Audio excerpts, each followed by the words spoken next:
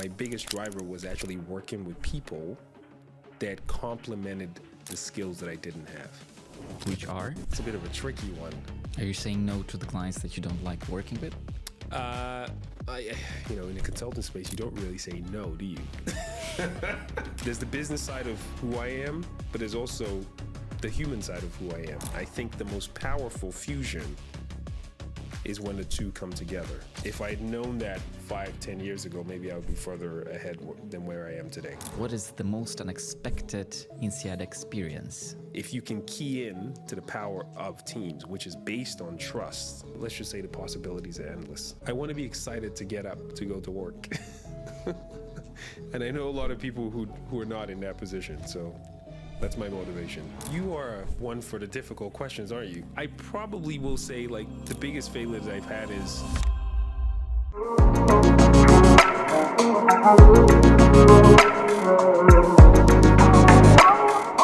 Peter, it's great having you on the podcast. Welcome. Thanks for having me. I appreciate it. And it's great to finally see you in person. Exactly. It's not always these Zoom things. Exactly. Peter, let me try to summarize what I know about you so far. So you're really a citizen of the world, been raised and up in US, and then traveled around the world. And you're traveling around the world these days more than ever, I think, different continents. Yeah. You started your career in Deloitte, then you moved to Bank of New York Mellon. And then you spent 10 years in a small consultancy. In between these 10 years, you got your General Executive MBA from INSEAD. It was 2017? 2018 officially we graduated. Yes, okay, correct. Okay. But yes, it was throughout 2017. That's when the action was. Okay. And now you are a partner in Alirity, a consulting company that's being praised as one of the fastest growing in Europe.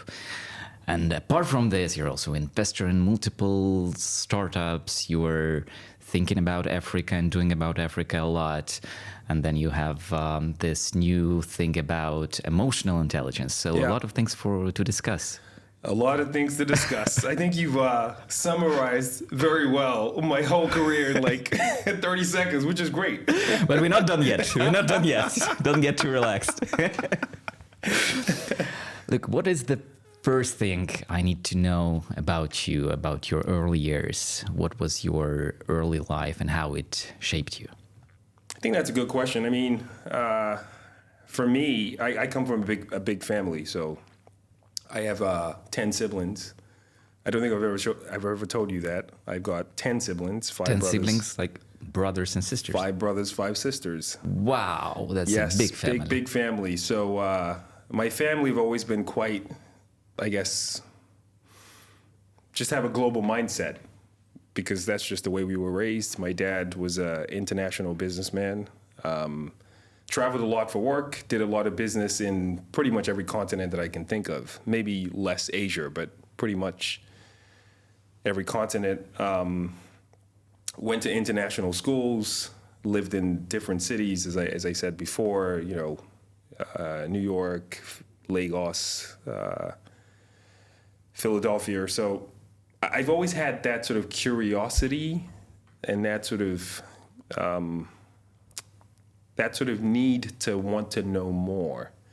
But I think that comes from having a big family, having lots of exposures, because your family is not just your immediate siblings, right? It's your uncles, your aunties, How many of those you have? Oh, dear God, I can't keep up. I don't know. I don't know. Lots of cousins and in our culture, in Nigerian culture, everyone is your cousin, right? Everyone is your uncle. So it just flows and flows, right? So I think for me, a big part of my sort of upbringing really shaped my views on the world and just what I wanted to do with my life and, the exposures I wanted to have and what I wanted to, the curious mindset to always just question, ask more,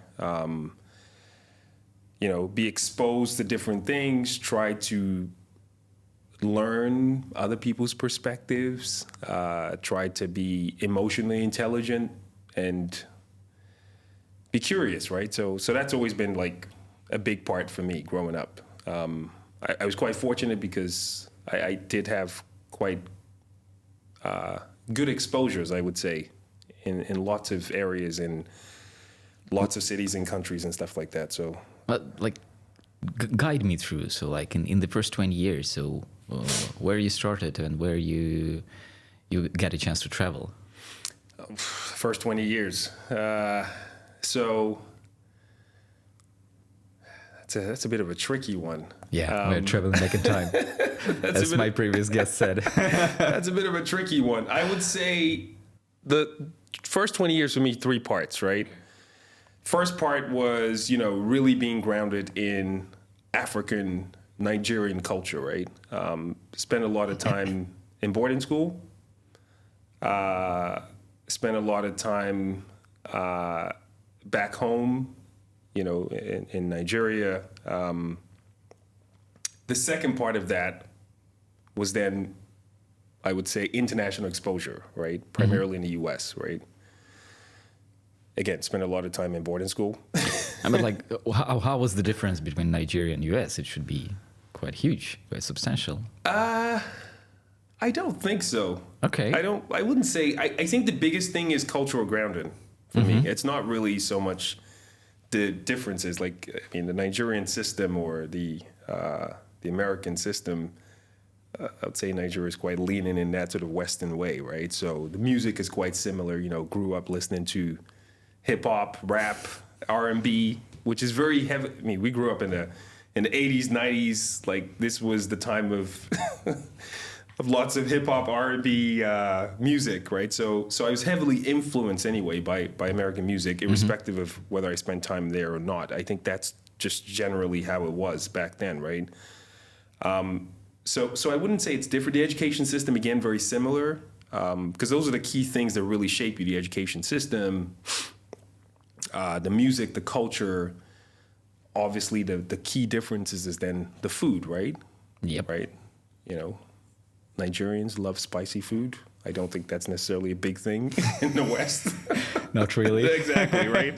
I don't know what it's like for you in terms of what types of food you like, but spicy food is a huge thing for us, Okay. right? So I would say those are the big differences, really. But like spicy, how spicy? Like really spicy. Like really spicy? Yeah, like really spicy. So I remember going out to a restaurant once, and a friend of mine said, "This is a really, really nice restaurant. The food is good, and it's pretty spicy food, et cetera, et cetera." And I was like, "Okay, let's give it a try." So, South African guy, and he brought some spices. So I tried it, and I was like, "Oh, is that it?" So I returned the favor, and I took him to a Nigerian restaurant, and there's a dish called pepper soup that we have, right? I mean, it's quite. The name kind of gives it away, right? You don't need to explain. Yeah, you don't need to explain. So he tried pepper soup. Let's just say his head was about to explode. He was under a lot of pressure. But yeah, no, spicy food is a big thing for me, and that's why I love international cuisines, right? Indian food, for example, which also has a lot of spice and flavor. So that's a big part for me. But I think just going back to your question, for me, it's the culture is perhaps the biggest influence in the early parts of my years, right? Grounding, the importance of family, right? The importance of responsibility, right? The importance of hard work, right? These are the things that I saw my parents do, right? The importance of community, and that's something that is missing today for me, right? Community raised us. It wasn't just our parents. It was our aunties, it was our uncles, it was all of that. And it didn't matter which continent we were on. Communities raised us, right? I feel like some of these things are missing in today's fabric of society, right? Because everyone is so isolated. It's all about me and my kids and my family. So those groundings were a big part of the first sort of 13 years of my life, right? And then, fast forward, then it's more about exposures, right? Where you've been, where you travel to, where you go on holiday, who you're with, et cetera, right? So that became the second part of my life. And then I would say the third part, which is still ongoing, is then just education, right? the curious mindset, wanting to know more. Finishing call. Why do you want to know more? Why do you want, like, is it like the example of your dad traveling all around the globe, doing different stuff? What was his business about? So he was one of the first people to found, it's called a International Shipping Association, right? So these were independent shippers that basically started cargo movement in the country at the time, in Nigeria at the time, right? This was not long after Nigeria gained its independence, because you got to remember, Nigeria is not super old. It's only like 60 years old, right? And so a lot of the companies that were there before were international companies, right? So there were very few indigenous companies, as in local companies. He was one of the people who started sort of that import-export trade in oil and gas business. Okay. So yeah, this is exciting. where traveling comes from, of course. Yeah, this is where a lot of international exposure / traveling comes from. I think to your question, though, I don't know what it is, to be honest. I've been asked that question before, and I've thought about it. Where does my curious mindset come from? I don't know. It could be natural. Maybe I'm just born with it. I don't know. Yeah, I don't know. It's a good question. I don't know. I feel like for me, the more important question is, how do I constantly feed it, right? as opposed to where it comes from. It's more, how do I feed it? And for me, exposure is everything. And it's the same sort of mindset that I have with my kids, right? That's why I take them on business with me too, sometimes when I can. Because obviously kids can be quite challenging in most circumstances. But that's why I take them, because I want them to see that. I want them to be exposed to it, right? I want them to ask questions. I want them to be curious about the Gulf culture, right? It's different from where they're growing up, which is more of a Western-leaning culture, right? I want them to ask questions as to, oh, but this is positioned differently in our media. It's not what it looks like here. So why is that? I want that curiosity. I think exposure forces you to be curious, in my opinion. And I think there are two things there: curiosity and also critical thinking as well. Yeah. Right?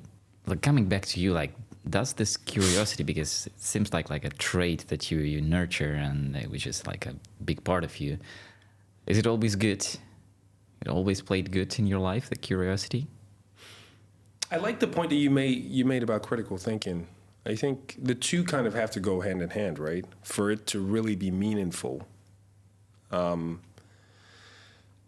yeah, I think for me, like, that sort of curiosity has always been, it's been the backbone of everything for me, right? It's the backbone of, you know, my first early interest in technology, right? When I first started looking into it, like early 2000s, and trying to understand coding, and I'm a terrible coder, by the way, so I'm not going to pretend like I know what I'm doing.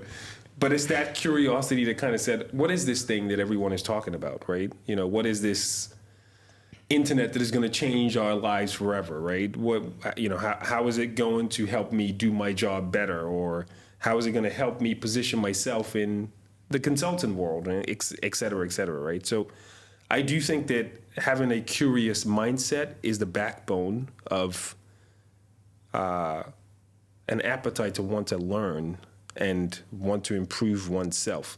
But I do agree with the point that you raised and the question that you asked. It has to go alongside that critical thinking, right?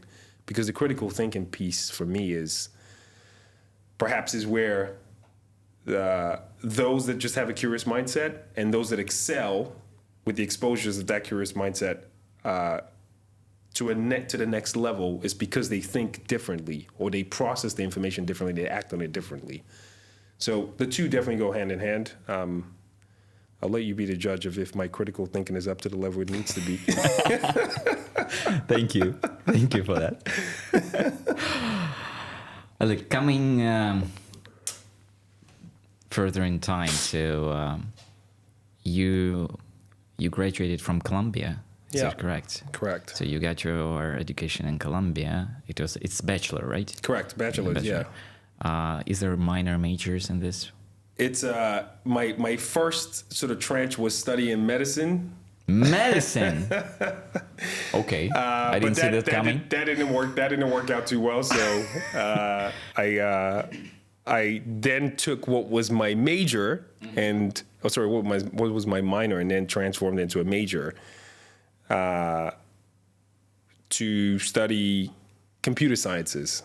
Hence the curious point that I mentioned, because computer sciences was big at the time, right? It was all coming into the foray, right? So this is when IT technology was going to change our lives forever, right? So I studied computer sciences. I don't really talk about it much because I don't use it, but I had to do something. So And then early days of your career. So it's Deloitte and banking experience. Correct. How was that, and why that happened? So for me, I've always been interested in, I don't want to say I was interested in consulting, because I think that's a bit false, right? I was interested in, I guess, doing things that were interesting, and consulting seemed to be one of those. Right. And, from conversations that I had with people on my program, they would talk about, you get to tackle different cases, right? You get to work with different types of companies. You get to travel the world. Like, let's not pretend that's a big part of consulting, right? I know it's kind of less these days, but, traveling the world was a big thing, right? So for me, I think that's what I was more interested in. I feel like if that was in other sectors, I might have just been interested in that too, right? It just happened to be consulting. So I didn't plan to stay in consulting, to be honest. I didn't. I was curious. I wanted to learn about it. I wanted to be exposed to the consulting space. And so that's why I landed there. I did an internship for 6 weeks, and that then translated to being offered a role. So I started off in the corporate strategy, M&A, and operations department. And it was purely focused on corporate strategy, right? So how do you help companies grow, looking at M&A sort of transactions, supporting deal integrations, and so on and so forth. So learned a lot in that space.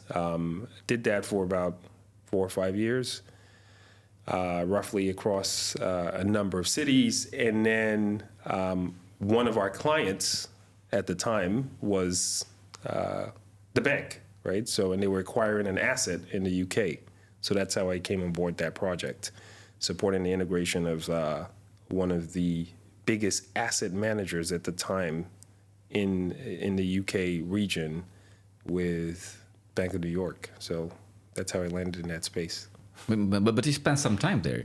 I did. A couple of years. I did a couple of years, yeah, because it was a big integration, right? So this is not just this sort of the deal of acquiring the company; it's also integrating the company. And then it's also designing for the future. Then it's also the transformation projects that followed after that, right? So the sort of span of this was 18, 24 months, and maybe it's still ongoing. I don't know, because you never really fully integrate anything or realize the synergies that people talk about.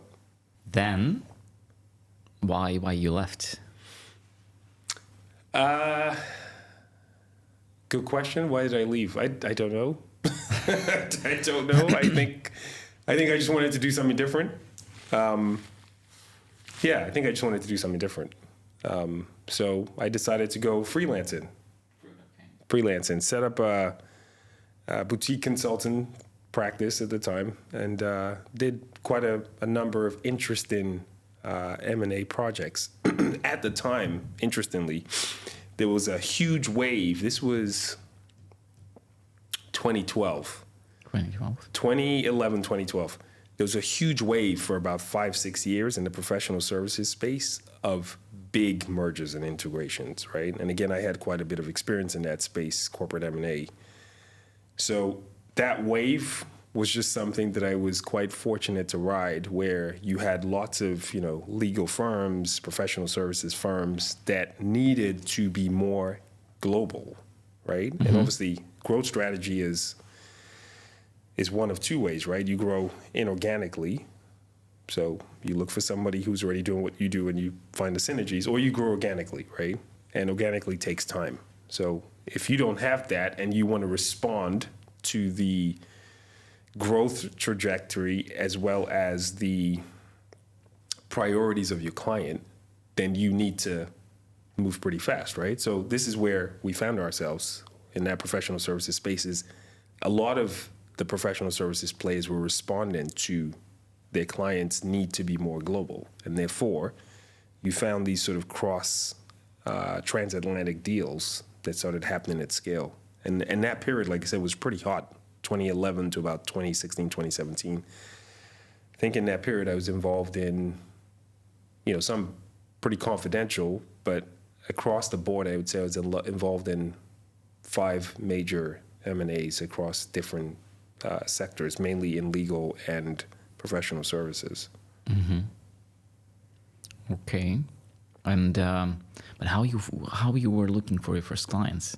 Because for anybody starting like a professional service firm, and I started one just by coincidence, a little bit later than you. I mean, that's the main issue: how to grow the company, how to find clients. Finding clients is actually not that difficult, to be honest. You got to remember, growing and scaling the business is the hard bit. True. Finding clients as an independent is not that difficult, right? I know you know somebody else, we've worked together. You used to be the partner at, Deloitte or McKinsey or whatever, and, you're now the head of transformation at somewhere else, right? So I think that bit is actually a lot easier. Now, a big chunk of what I did in that sort of span that I'm telling you about was that, right? It was more sort of freelance consulting, 1, maybe 2 people working alongside you in terms of the projects. But then when you're done with the project, you move on to the next one. Do you see what I mean? I think the real challenge is when you try to scale, because it's not just one client anymore. You need 5, 6, 7 clients, and you need to employ people, and you need to try to grow the business, and you need to make sure that people get paid, and you need to have a career development plan, and that's the bit that's hard.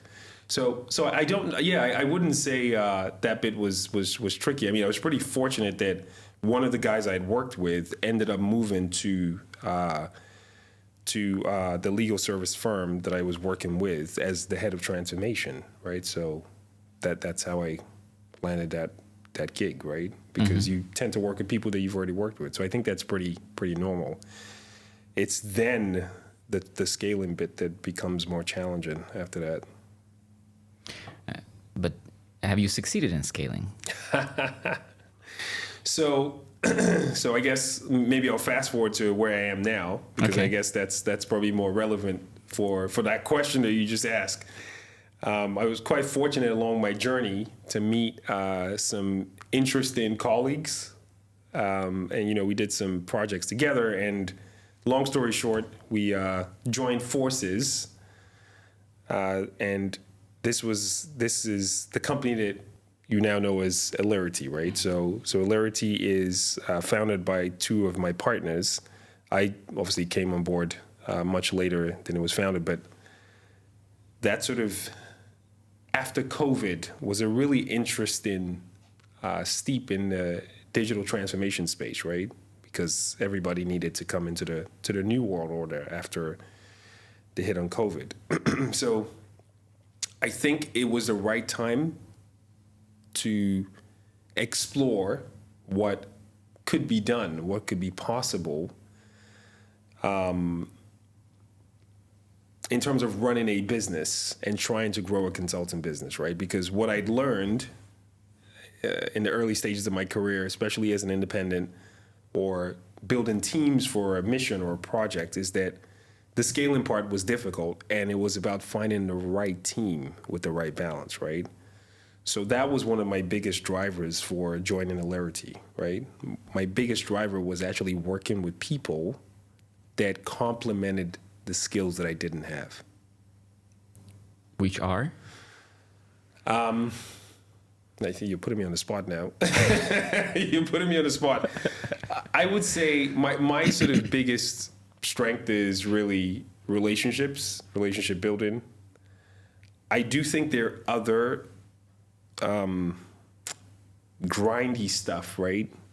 That and not necessarily always sexy when it comes to running a business, right? You know, things around, you know, managing people, things around operations, right?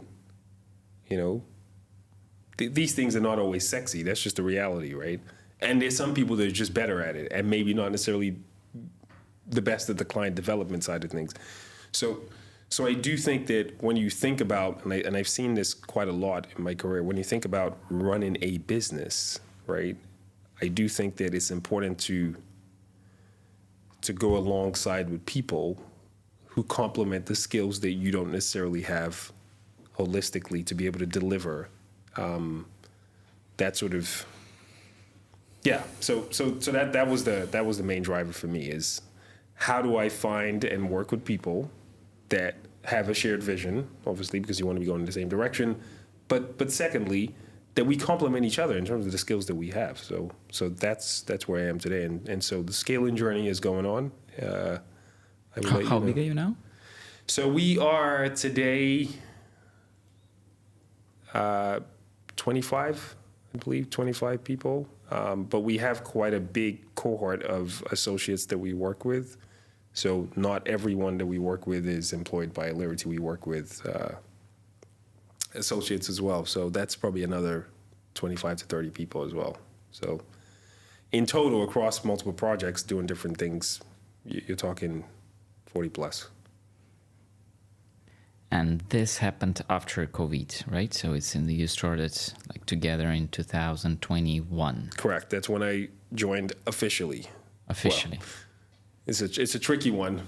That's when I joined unofficially. When I joined officially is probably a bit later. When I say officially is when did I become a director in the business, right? Yeah. You know what I mean. So, yeah. Before that, we had a common experience, Yeah. an INSEAD business school. You were still freelancing at the time, is it correct? Correct, yes. Freelancing, but strategic projects, correct, yeah. I mean, freelancing, but not a freelancing, not a short-term freelancing, but more like a consulting freelancing. Correct. Why INSEAD? They used to ask us this. Yeah, why we had to write essays on this, right? We did.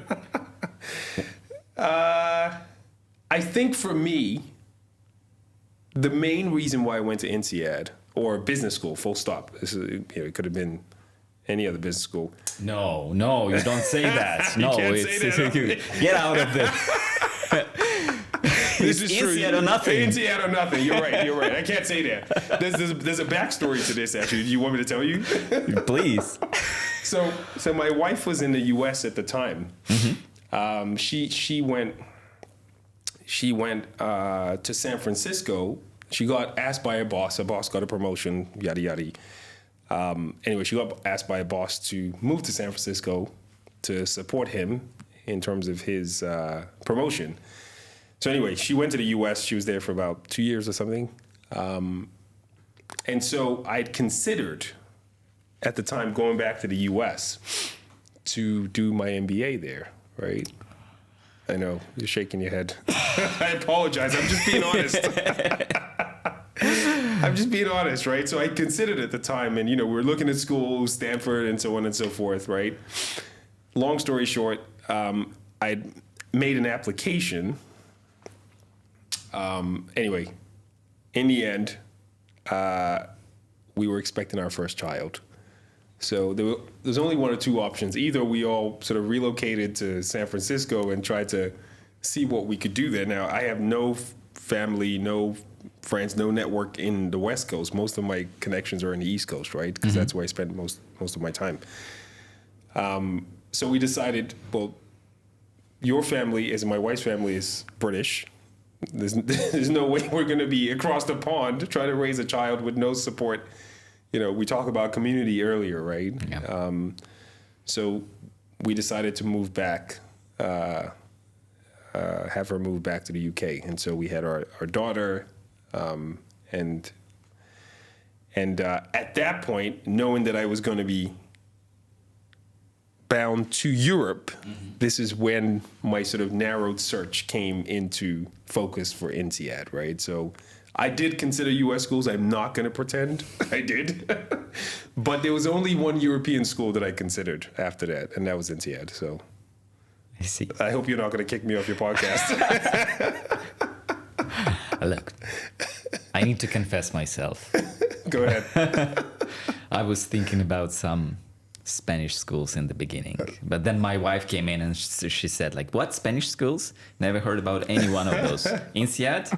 You're going either to INSEAD or you're not going anywhere. I'm like, yes, boss. And there you go, right? And there you go. There you go. But no, I think for me, INSEAD was, I only applied to one business school. And Same here. And Same here. I was very clear in my mind what I wanted. And I saw it in the thread of the school, right? Why did I go to INSEAD? There was one reason at the time. Obviously, that evolved and changed as we went through the program.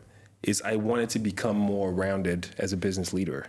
That was the main reason why. I had hard skills that, I developed over time, critical thinking, strategy, and so on and so forth, because that's my background. But there were other things around business that I wasn't necessarily comfortable with. Marketing, for example, it's not my bag, right? Yes, I've got strong exposure to finance because I've spent a lot of time in that world, in the M&A world, but not necessarily on the financial evaluation side. There's a difference, right? Yep. So getting those skills, operations, right? Those skills are skills that are not things that are natural to me. And so I went to business school because I had certain skills things I was good at, and there were things that I wasn't good at. So I wanted to be more rounded as a business leader. That was my main driver. And why executive MBA? Because I was on the periphery. Bear in mind, I just told you the journey of I was supposed to do a full-time MBA in a U.S. business school. And then we had a child, and then you're not going to go straight after you have a child because I think your wife will kill you. So Unless you take them with you. Unless you take them with you. This is what I did, actually. Oh, really? Yeah. Tell me more. Tell me more. My kid was 3 months old when we got to Fontainebleau, and he spent his first year in France. Are you serious? How did you do that? Like, what was how did you survive that? It's an interesting question because I think closer to the end of the education, I realized that there are two worlds, basically. So there is a world for the married people with the kids, and then for everybody else. And you don't know about that, like you're hanging out in the family room, you're doing well, you're having like nice dinners, and if you're lucky, if you have a nanny, and I mean you need to be really lucky. I was gonna say that's expensive, right?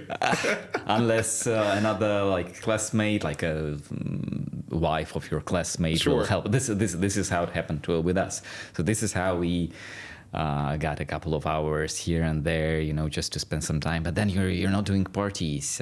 All you do is hustling, and all your, let's say, people that you hang out most are the couples. And then there's another part that I was not aware completely, right? But you just somehow you don't even intersect. Of course, you intersect in the school itself, right? But yeah, actually, it was fun. We even did 2 months of exchange with Wharton. Like, don't ask me. Yes, that's right. Wharton is a partner with INSEAD Business School. That's correct. Okay. And you took your little one? Yes. Oh, man. You're a brave man, dude. You're a strong man. You can say brave. Someone can say that you're silly, but you did it. Yeah. You survived it, right? Yeah. It was fun. It was fun in the end of the day. So, Interesting. So for you took executive MBA to stay more with the family, which... Correct. But also, so two drivers. One is, family life, work-life balance, and so on and so forth.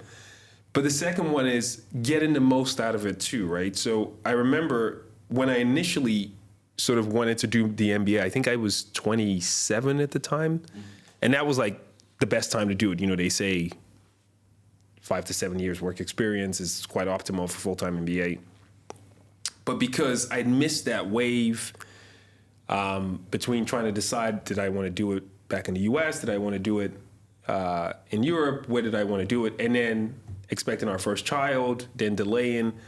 And then when I got to that point, which I think I was probably about 33 or so, a lot of the feedback I was getting was, you're going to be one of the oldest if you do a full-time MBA, or you can be like one of the youngest if you do like an executive MBA. And I'm like, yeah, I don't want to be the one that everyone's learning from. I want to be learning from other people, right? So that was a big driver for me.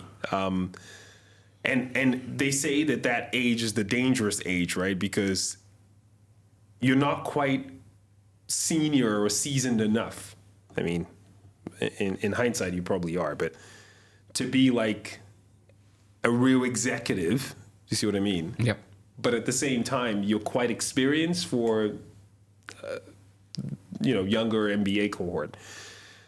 So I discussed that with my wife, actually, and I think between work-life balance, making sure I get the most out of it, because it's a big investment, as you know, right? It's a big investment. You want to make sure you get the most out of it. So between all those factors is why I chose to do an executive MBA. Interesting. I was 31 when I was on the full-time MBA. I was not the oldest one. Okay. But I see where you're coming from. So tell me about your experience there. Like, do you feel like you got the most out of it based on the interactions with your cohort, and also the experience that you brought? Because again, at 31, you have a good 7-8 years of work experience under your belt, right? So you do, and I think, like, overall, like, this tendency to get to the MBA in the younger age, and now like people want to get there in 25, 24, like there are cases like this. I'm not sure I'm fully following the logic. I would say, like, I enjoyed being there at 31 because I could relate much more even to the case studies. Like, they were just like a stupid example, but we're sitting on the financial class and we were talking about like transfer pricing. I mean, it's not a super complicated concept. I knew that from my job, but I was in the marketing role, so I knew coming from financial department what they are thinking of, why, but I never had like this helicopter view from the like CEO perspective. And then you're reading this case and you're like, okay, this is like, you're connecting the dots. You have more dots to connect. I mean, at least it was for me with my career path at that point of time. Maybe if you are a consultant, and you're being exposed to like much more different things out there, different functions, different situations, like maybe even from the seniority perspective, you're working with the CEOs, with chief marketing officers, like chief financial officer, whatever, right?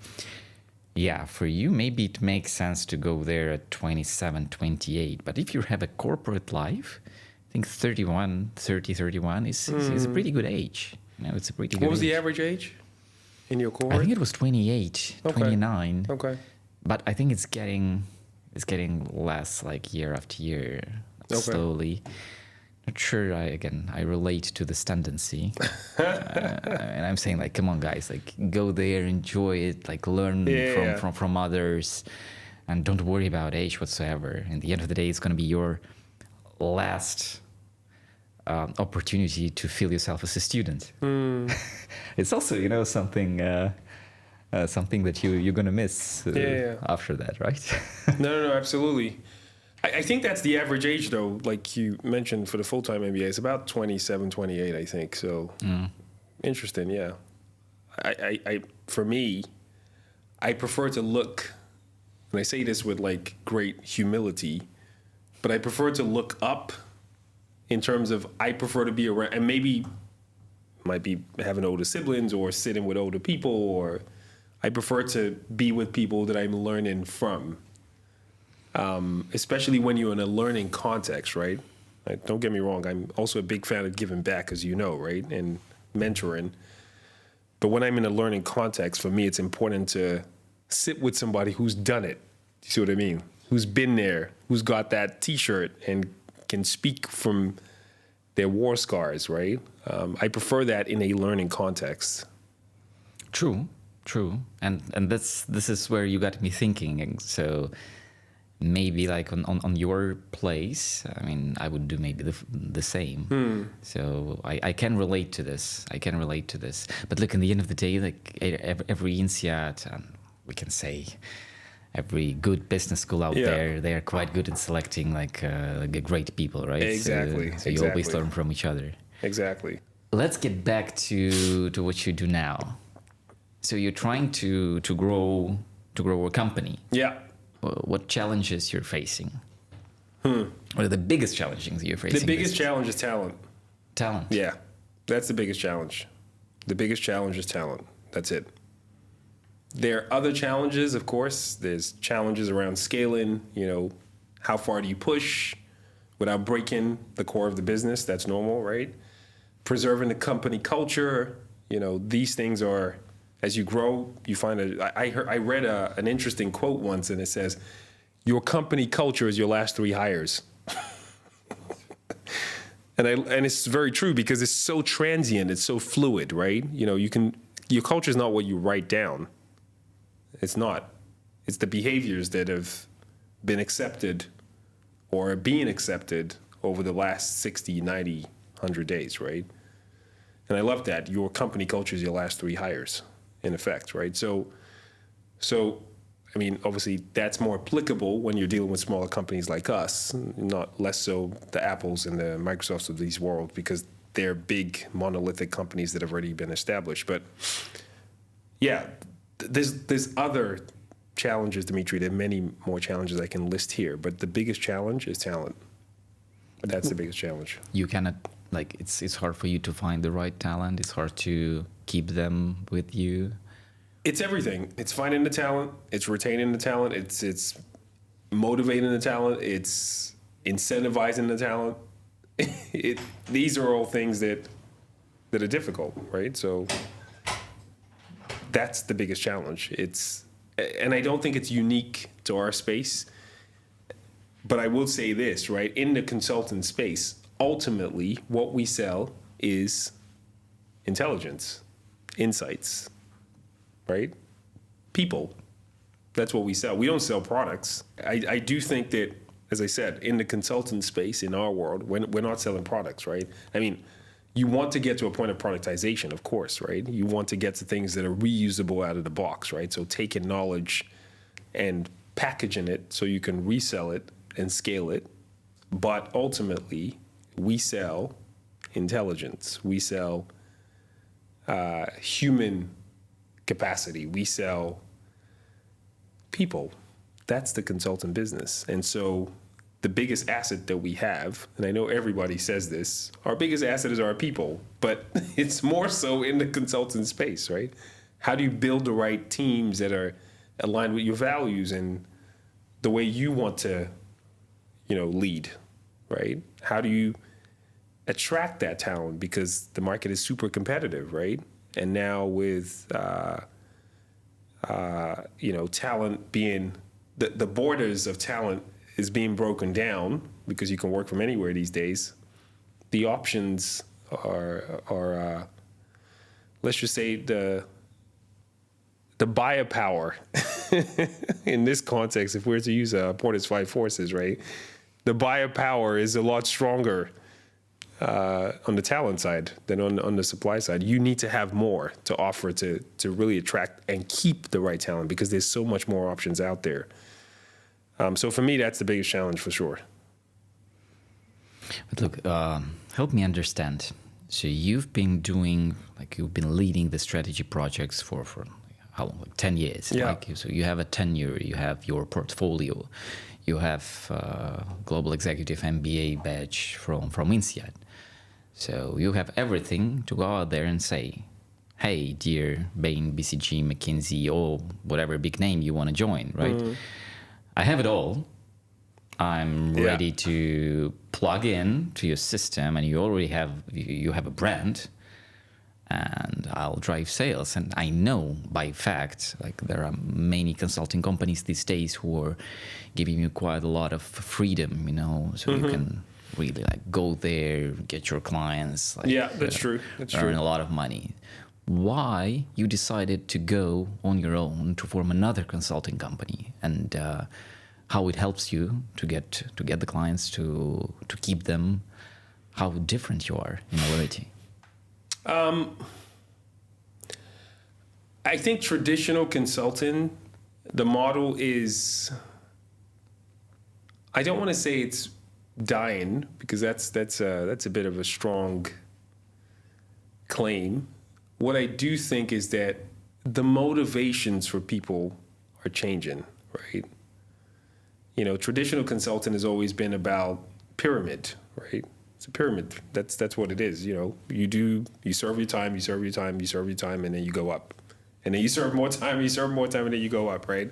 Until you get far enough to the top of the pyramid where, you know, you are compensated for the value that you bring into the firm, right? But it's very sort of monetary value driven, right?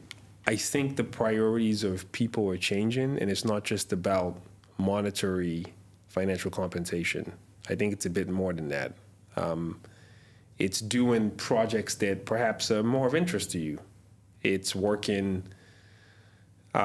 with people that perhaps may not be the traditional management consultant background, right? It's leaving a lasting impact for your client that is beyond just, you know, we delivered a strategy project, right? It's building longer term relationships, right? That for me, it's connecting at a deeper level. And that's the main driver for me. I'm not just driven by the obvious things when it comes to consulting. Yes, you want to create value for your client. Yes, you want to, you know, deliver your project. Yes, you want to get the right testimonials and all that stuff. But I think it's I'm looking for something a bit different. I'm looking for something more. And I'm looking to work with people that I actually like, you know?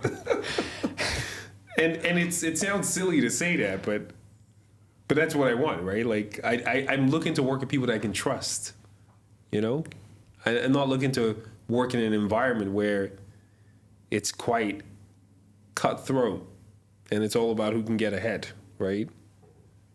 So, but does this exist in the world of capitalism? You mean what I'm looking for? Yeah. Well, if you're building it, then it does, right? So it works for you. It works for me, right? So I'm building it, so it works for me. I think that's the key thing. You build what you want to see, right? So to your question, yes, I could go to one of the big fours or big threes or whatever it is and take an order book with me, but I'm still going to be operating within the rules of that world, because you can't change the rules of that world. And it's not a criticism to anyone in that space, but that's not what I want. Yeah, it works, right? So that's not what I want. I think for me, I want a bit more than that. I want to be excited to get up to go to work. And I know a lot of people who are not in that position. So that's my motivation. It's the majority of the people are not in this position. Let's be honest. Yeah, this is true. This is true. So I think I'm pretty fortunate to be able to be in a position where I can, you know, with the partners that I have, and I'm fortunate to be working with, you know, we can build what we want to see. And that's the real driver for us, right? Is we're shaping the company culture, the values, the types of clients and so on that we want to work with. So, are you saying no to the clients that you don't like working with? You know, in the consultant space, you don't really say no, do you? That's like creating a rod for your own back. I think what would rather say is, you know, maybe it's not the right time, or perhaps it doesn't work for us in this context, or it's an opportunity to discuss and negotiate and position differently. So I wouldn't say no, but it's, you know, we have views on people that we don't necessarily want to work with. Certainly I have those views. But I wouldn't say it's a hard no. I'm not in that.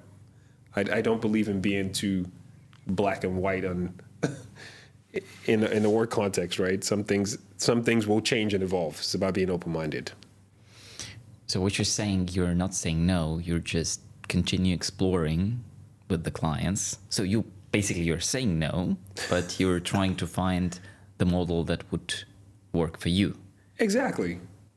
And represents what we want to represent, right? I think that's the most important thing. But don't you think it's going to be really hard to scale this type of approach? I think it depends on your ambition, right? Ultimately. So scale is... What are your ambitions? Well, that's a great question, right? So for me personally, my ambition is to build something that I can be proud of and something that represents the values that I stand for. That's really my ambition. It's not, if it ends up being a 100 million, 200 million, $500 million company, then great. But at the same time, it doesn't have to be. Do you see what I mean? It doesn't. Like, I think when we think about scale, we always think the sort of, unicorn type things. Yeah. It doesn't have to be that. It doesn't. I feel like scale is all about where you're comfortable with the expression of what you've built that creates perpetual value. That for me is where scale is. And if that is a $25 million business, then that's what it is, because it creates value for the right people. And it's perpetual, right? It keeps going and it's clear. That's kind of where I see those things. So that's my ambition. Build something that represents the value I stand for and it creates value for the clients that we work with. I like it. Thanks for sharing. Peter, one thing I wanted to touch base with you in the end of our talk is in the recent few months, you've been quite vocal on the LinkedIn, potentially on other social networks that I am not aware of. And you've been driving this idea about emotional intelligence being like one of the biggest, can we say skills? No, it's not a skill, yeah. The biggest assets, yeah. Assets for the person. Yeah. And also being a connector. And you're framing like the word connector in a certain way. Can you share with me a little bit like what you're trying to do here? I think ultimately people buy people, and I want to. It's a vulnerable decision for me too, right? Because I'm a private person. I don't necessarily like a lot of my my business out in the public domain, especially in today's world, right? But I'm also aware of the fact that for me to be in a position where I can build what I'm trying to build, you have to have a level of openness, vulnerability, and connection with people, right? And even as I'm sitting here and we're having this chat, right? I can see a signpost or a billboard thing there that says "Real people, real business," right? It's true though. It's true, right? It is. We do business together, but what really keeps us doing business together is not because you do a great job or I do a great job. It's because we connect as human beings. We have things in common. Like there's things that we want to talk about. And even if we weren't doing business together, we'll still hang out and have a drink. Do you see what I mean? So for me, that's the biggest driver of why I'm doing what I'm doing. Is trust for me is a function of, reliability, credibility, as I talked about in one of my videos recently. But another piece of trust is intimacy, right? Emotional connection. So reliability and credibility is the hard stuff. Yes, you want people that you can, to get the job done. Of course you do, because if you don't get the job done, it erodes trust eventually, right? But at the same time, I want to work with people, and I want people to work with me that connect with me in a different way. So that's a big driver for me, is really positioning the values and the things that I stand for, the things that motivate me, the things that inspire me. It is the main driver for for this sort of social media or push or brand position, or I don't know, whatever you want to call it, is the main driver for that. Is there's the business side of who I am, but there's also the human side of who I am. I think the most powerful fusion is when the two come together. You're a lucky person to be in the position when it all comes together. Huh? I hope so. I mean, you could tell me, you could be the judge. Like, is it coming together? Is it not? Seems like it does. Look, before we end, I want to introduce like something new. I mean, it's the 4th episode of my podcast, and I want to introduce like 3 questions, really quick ones. Just answer the first thing that comes to your mind. Yeah.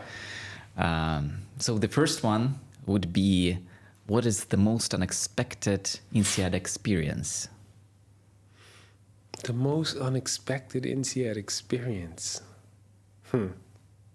Or In what context? Unexpected learning from INSEAD. Oh, learning. I feel like I need to think about that one. I would say I don't feel like it was unexpected, but the gravity of it was perhaps the unexpected bit. Is the power of teams, man. The power of teams. Like, yeah, it's scary. The power of teams for me was the biggest rude awakening. I've always been the kind of person that I feel like I could do everything myself. Do you know what I mean? And a lot of us are like that. We just don't admit it. Like, you want to be the expert in this and the expert in that, and you want to have all the answers. But actually, when you key in to the power of teams, which is trust in somebody else with something that you don't know, yeah. So it happened to you in school? Yeah, definitely. Okay. And it built a level of trust that I wasn't expecting, because then I could actually look at my colleague in the eyes and say, I trust you to do what you say you're going to do. Now, obviously, that's a safe space. We have to accept that, because ultimately everybody's there for the same purpose, to learn, to grow, and it's not a business context per se. It's, you know, so it's a safe space. It's easier to build those things, whereas compared to like a work context might be slightly more challenging. But the theory is still true, right? If you can key in to the power of teams, which is based on trust and everybody doing what they're supposed to do,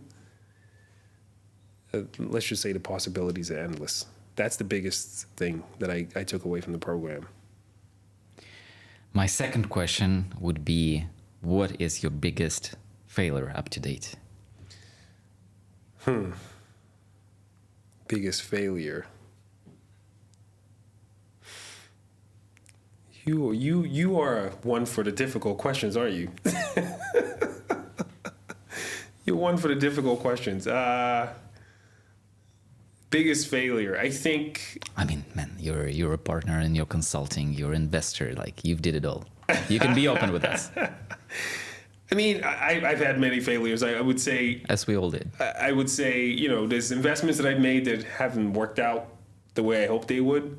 But I probably will say, like, the biggest failure that I've had is the first iteration of me trying to build a consultant practice, right? You know, was the arrogance of thinking I could do it all by myself.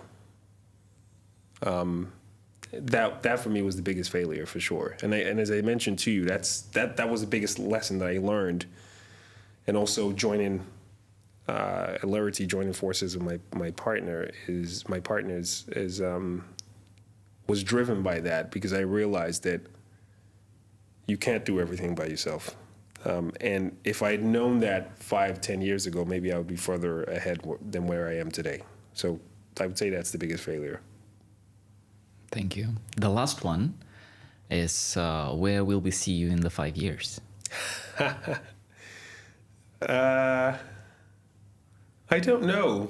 I'm actually just excited to see where this all goes, right? I mean, maybe I will be on Davos. I don't know. Maybe I will be. Okay, you will be on Davos. What you going to be speaking about? The need for the human side of business. I think there is a big, for me, there's a big gap there. I feel like business is it's too transactional these days. We need to bring the human side to business, right? So for me, it's you can be good at what you do, but you can also focus on connecting with people and driving the right sort of impact in the right way, right? So human-centric transformation, human-centric change, human-centric, whatever you want to call it, put human center or human-centric at the heart of it. I feel like that's the sort of leader I want to be, right? Someone that people can relate and connect with. And that's, maybe that's the answer to the question in the next 5 years is, does that philosophy that I champion and I'm championing, to see where that will be in 5 years and hopefully impacting and influencing on the world stage will be amazing. That for me would be everything for sure. Look, I believe we're gonna see each other quite a lot of time before seeing you in Davos in 5 years. Of course, absolutely. If I make it to Davos, right? Somehow, it seems to me that you might. You're too kind. You're too kind, sir. Peter, thank you so much for your time, for being here with us. It was a great pleasure. Likewise. Thank Pleasure. you. Thank you.